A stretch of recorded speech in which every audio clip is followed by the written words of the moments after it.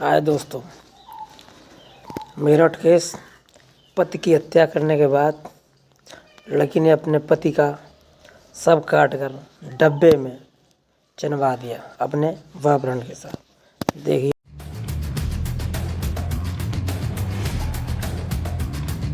उत्तर प्रदेश के मेरठ में हुए सौरभ राजपूत हत्याकांड के बाद से लोग मानो शादी से ही डरने लगे कि क्या पता कि कोई मुस्कान जैसी बीवी ना मिल जाए।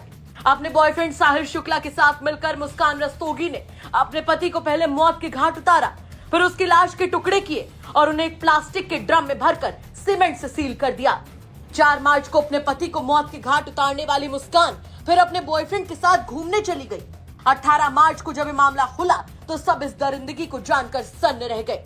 पुलिस ने दोनों को ही यानी कि मुस्कान रस्तोगी और उसके बॉयफ्रेंड साहिल शुक्ला को गिरफ्तार कर लिया और 14 दिन की न्यायिक हिरासत में भेज दिया। लेकिन चलिए जान लीजिए कि आखिर पति सौरभ राजपूत की हत्या की आरोपी मुस्कान की जेल में पहली रात कैसे कटी और आखिर पूरी रात उसने क्या क्या किया। पति की हत्या करने वाली मुस्कान जेल में पूरी रात नहीं सोई। जेल की बैरक में मुस्कान रात भर करवटें बदलती रही। मुस्कान ने सुबह भी आज खाना नहीं खाया। जेल अधिकारियों से मुस्कान ने कहा कि मुझे अपने किए पर पछतावा हो रहा है। आपको बता दें कि मेरठ में अपने पति और पूर्व मर्चेंट नेवी अफसर सौरभ राजपूत की निर्मम हत्या करने वाली आरोपी मुस्कान की जेल में पहली रात बेचैनी में कटी। वो रात भर सो नहीं सकी और खाना भी नहीं खाया। बैरक में कभी इधर से उधर टहलती तो कभी उठकर बैठ जाती। मुस्कान और साहिल दोनों को अलग अलग बैरकों में रखा गया। जब मुस्कान को पता चला कि उसे और साहिल को अलग रखा जाएगा तो उसके चेहरे के हाव भाव बदल गए।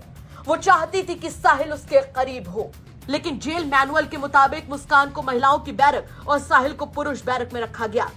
पेशी के दौरान मुस्कान के चेहरे पर गहरा तनाव साफ दिखा। जब पुलिस उसे और साहिल को मीडिया के सामने लाई तब उसकी मांग में सिंदूर नजर आया।